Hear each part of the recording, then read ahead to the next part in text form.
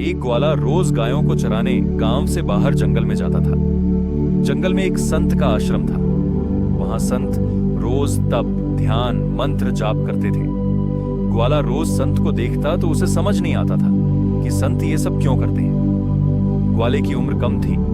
संत के इन कर्मों को समझने के लिए वह आश्रम में पहुंचा और संत से पूछा कि आप रोज ये सब क्या करते हैं। संत ने बताया कि मैं भगवान को पाने के लिए भक्ति करता हूं।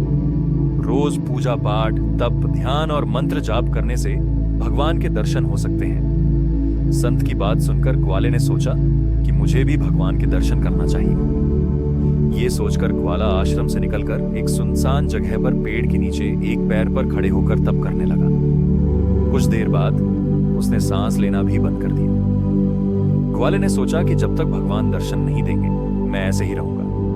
छोटे से भक्त की इतनी कठिन तपस्या से भगवान बहुत जल्दी प्रसन्न हो गए। वे ग्वाले के सामने प्रकट हुए और बोले कि पुत्र, आंखें खोलो, मैं तुम्हारे सामने आ गया। ग्वाले ने आंखें खोले बिना ही पूछा कि आप कौन हैं? भगवान बोले कि मैं वही ईश्वर हूं जिसके दर्शन के लिए तुम तप कर रहे हो।